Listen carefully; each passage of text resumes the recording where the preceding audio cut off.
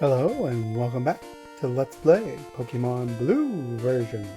Today we head to Lavender Town once more to take on Pokémon Tower.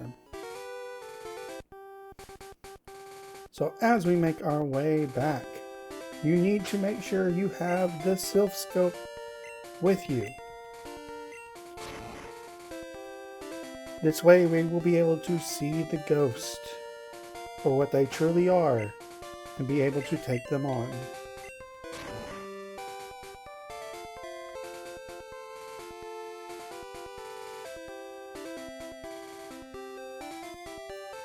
Welcome back to Lavender Town.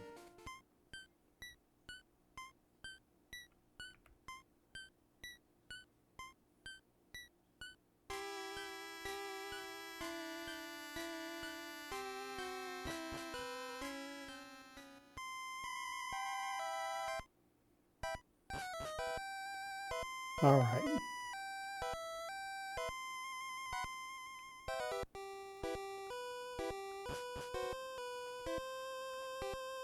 This is another mini dungeon, is the second part to a 3-part dungeon.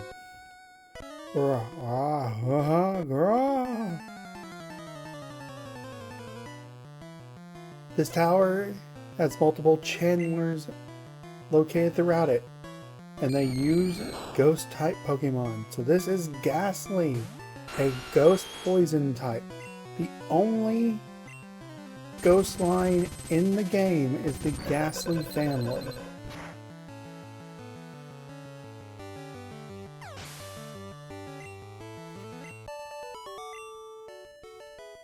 The levels here aren't too bad, but this is where we can run into many different new Pokemon, and depending on which version you are playing, you have a few more options. So, obviously, we can see there is Ghastly here, and Ghastly is available across all 3 games. Keep on using Rock Slide.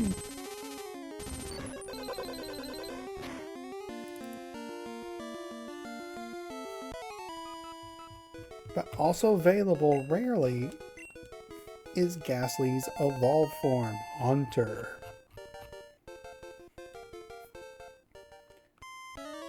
Take on another Chandler. What?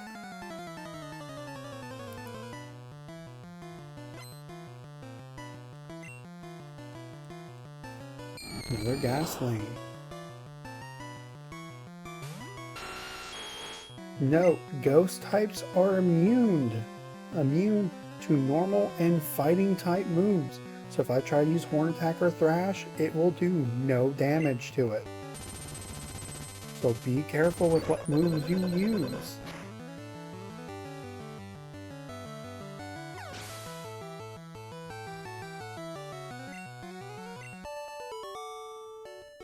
Okay.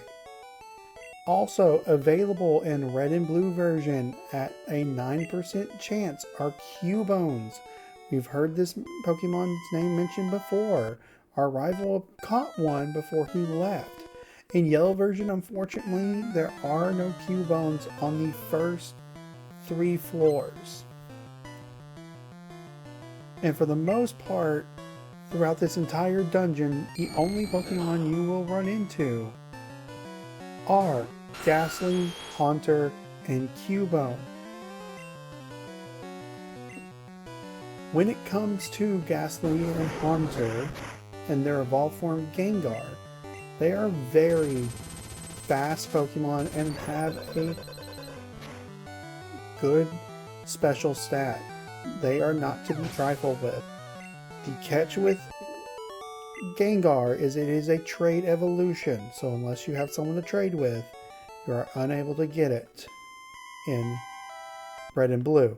Yellow, there is a trade for one to get, well, a trade for a Haunter, which will evolve into Gengar. Be cursed with me. Whoa.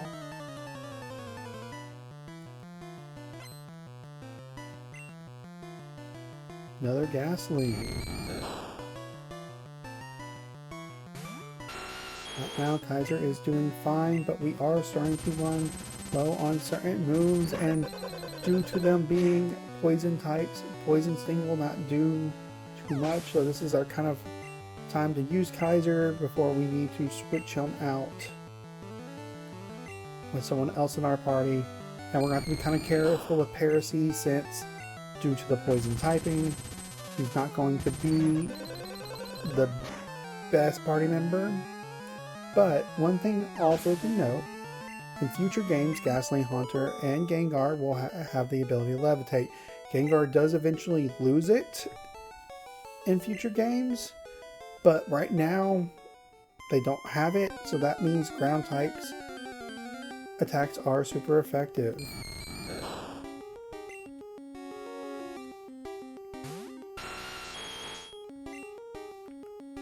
Let's see what Poison Sting does. Yeah, that was a critical hit, and it did very little. Nightshade. That is like Seismic Toss. It does a fixed amount of damage based off the Pokemon's level. So we're getting to the part in the game where this Nightshade doesn't do that much. I'm going to catch Ghastly just to add to the dex. And we got it. Try to fill out the dex as we go along. The Gas Pokemon. Almost invisible. This gaseous Pokemon cloaks the target and puts to sleep without notice. No nickname. Pick up an item. An elixir. Another item. An awakening. That is about to become very useless.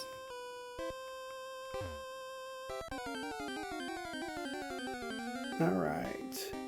I wonder if we'll get lucky to run into any Cubones or Haunters. So one thing I said earlier is that in Red and Blue, you're able to find Cubone on every floor.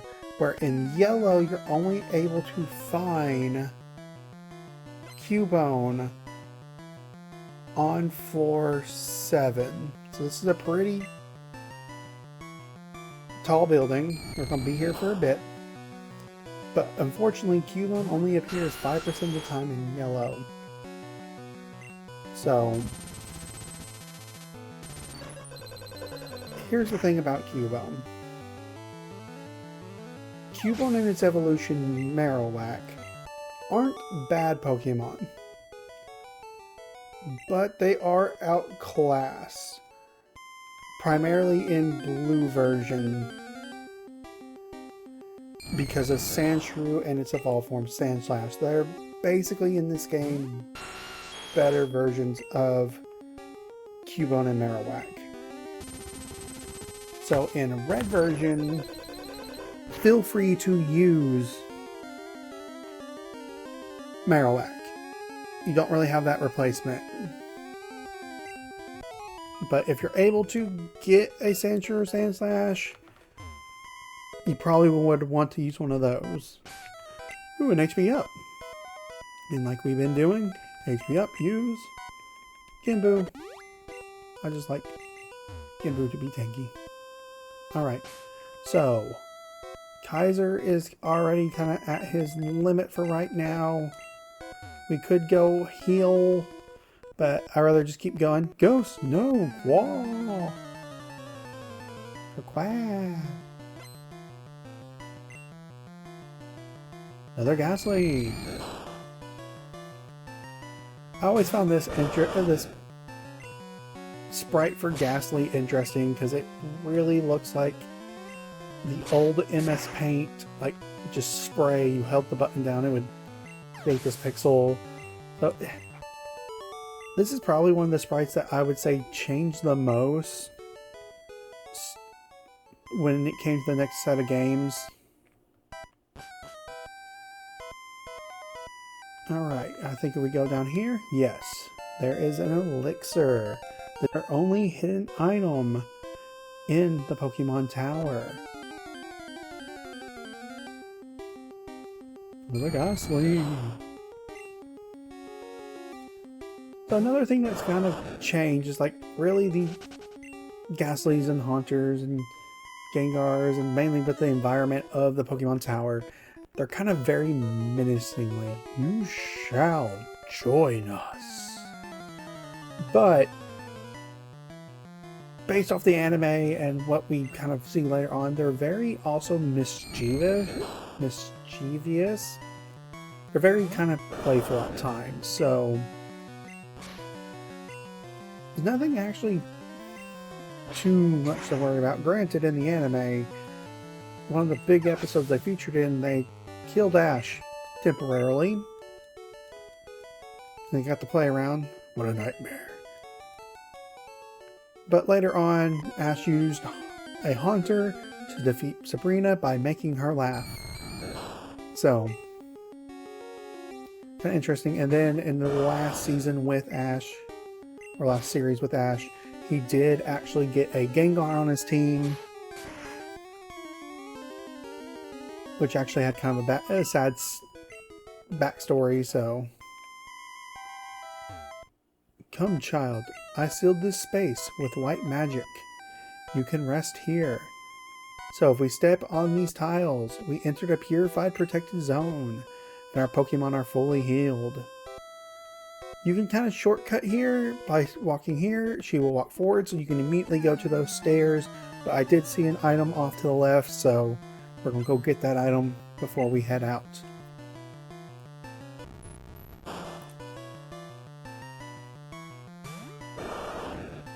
And now we see a Haunter.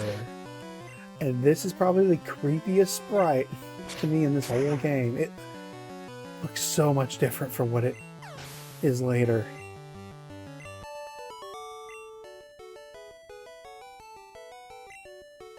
Just with this music combined with some of these sprites and what we're going to see later on, just yells out zombies. This is a very spooky place. And then with some of the stories about this place, back when the internet was still young, it just had a very dark reputation. It's like I don't want to get really into those stories. It's like if you've been around long enough with Pokemon, you know them. But we kind of moved on from that.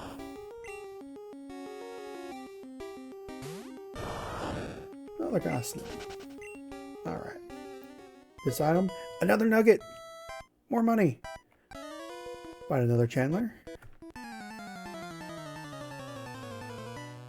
But this dungeon is very important because this is what unlocks for us the next gym, the 5th gym.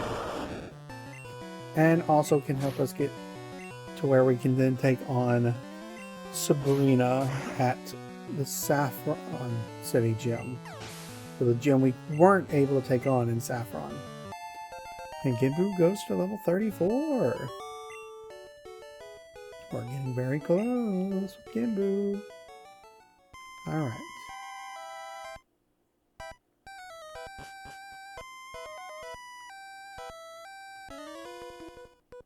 Alright, there's an item. Give me blood.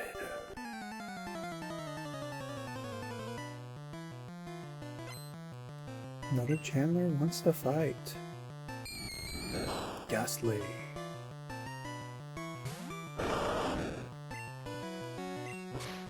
Keep going with the dig. Probably might switch back into Kaiser after this battle.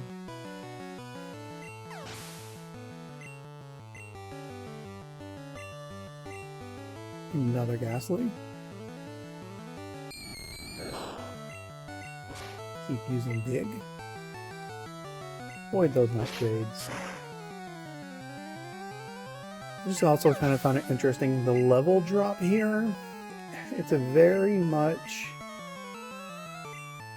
Like, you're supposed to do the rocket hideout under the game corner and then come straight here. But it's just... I'm not fighting that many trainers anymore, and I'm still... You know... Like, I'm a dozen levels above some of these Pokemon. This is where it's like... Having a team of more than 6 Pokemon... is actually something you may want to consider. Mainly if it's your first time playing, just use Pokemon, figure out what your favorites are, try all different kinds, and just have fun with it. Don't ever feel locked down to just having used certain ones. I played it enough where I'm just to the point where I don't have that many left to choose from.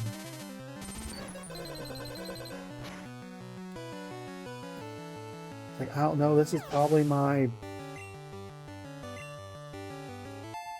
I wouldn't say... I think this is my 5th time where I'm probably going to beat the game. But I've played it plenty as a kid and would restart it because I couldn't beat the final, like, the Pokemon League and all that. Because I was not a great trainer of how I played.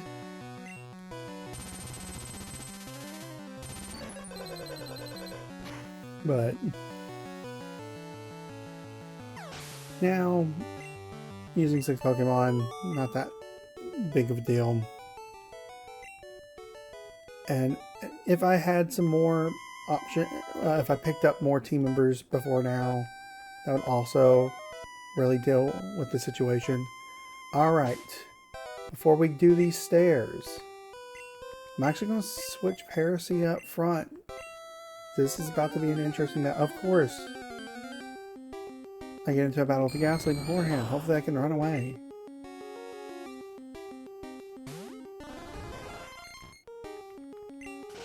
Alright. Be gone, intruders. So we see here, a ghost appeared. Every other ghost has been revealed to be Ghastlies and all that. But the Silph Scope unveils the ghost's identity. Wild Marowak appears. You are unable to catch this Marowak. This Marowak was that Marowak we heard about when we first came to Lavender Town. This is Cubone's mother.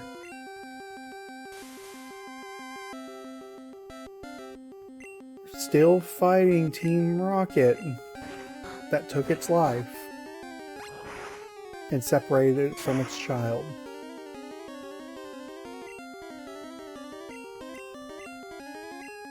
This is probably the darkest part about this game. And you knock it out.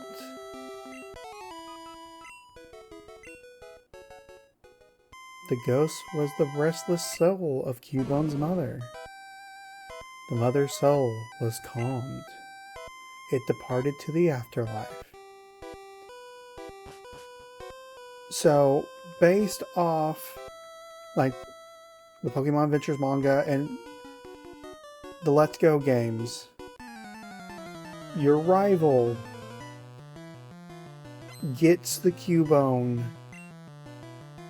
whose mother passed away. Kind of a somewhat happy ending to it, and mainly if you watch the Pokemon Origins anime, it has a very touching moment kind of with it where the mother gets to say goodbye.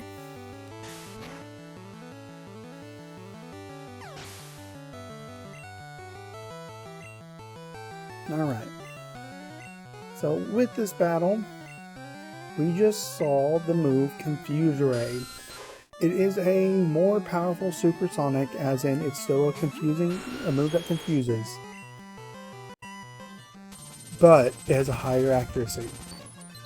It's probably the best confusing move that you can get if you want to try to guarantee the confusion status. Next is Golbat. Oh, the sprite. I know it's not the best thing, but this is somewhat more cheerful after that kind of moment with Cubone's mother, just because of how goofy it is. Alright, that's a knockdown. So as we're seeing, Team Rocket is still in the Pokémon Tower. That's why Cubone's mother attacked us. Just trying to stop the intruders that were still in the tower, disturbing the resting souls of all these Pokemon.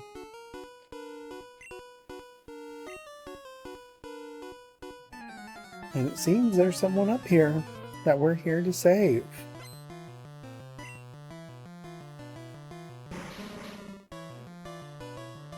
Okay, this Team Rocket member sends out coughing. Alright. Let's do our Spore. Put it to sleep.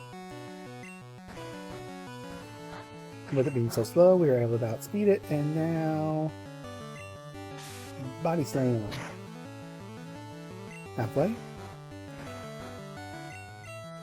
Body Slam. And the knockdown.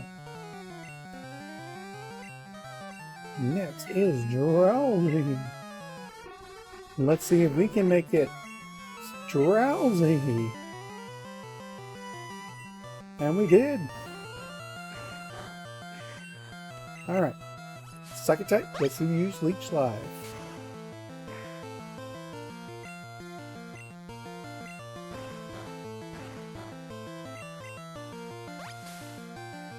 Leech Life.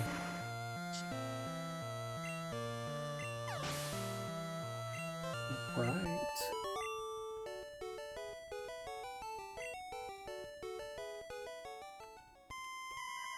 Pokemon are only good for making money. Stay out of our business.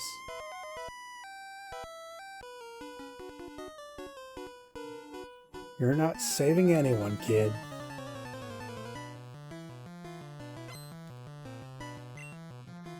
Rocket wants to fight. Zubat!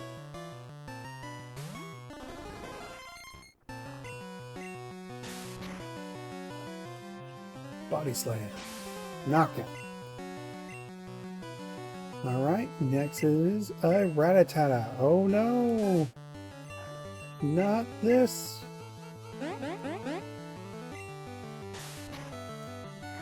So, in future games, Rattata actually has a famous strategy around it known as Fear Rattata. So, the idea of Fear Rattata is taking advantage of the moves Endeavor and Quick Attack, and the item known as the Focus Sash.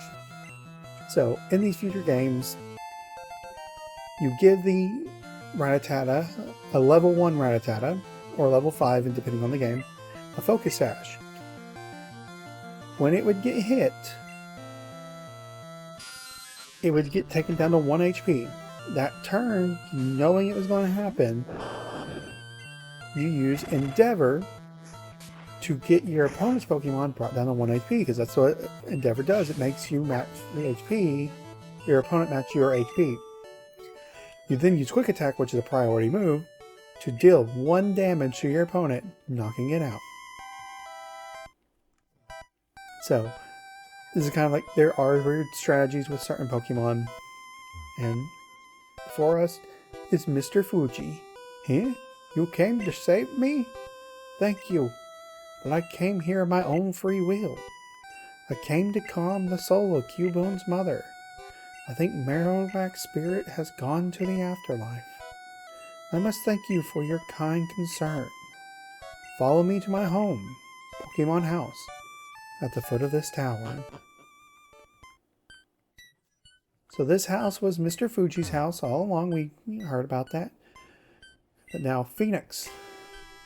Your Pokédex quest may fail without love for your Pokemon. I think this may help you on your quest. Phoenix received a Pokeflute. Upon hearing the Pokeflute, sleeping Pokemon will spring awake. It works on all sleeping Pokemon.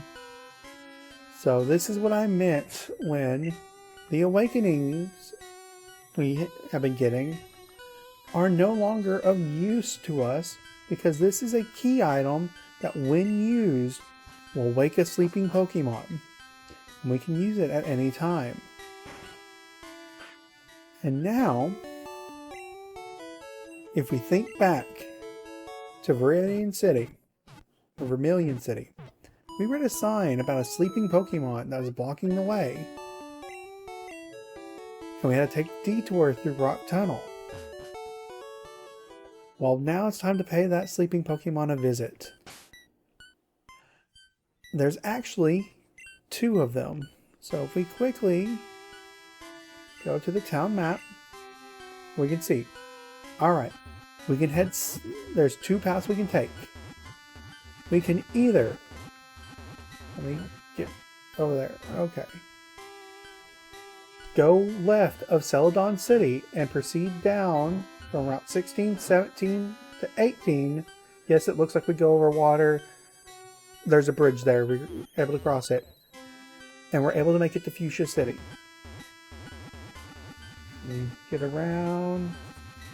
Is it like old future games where you're actually able to control it better? Okay, we're in Lavender Town. The other option we have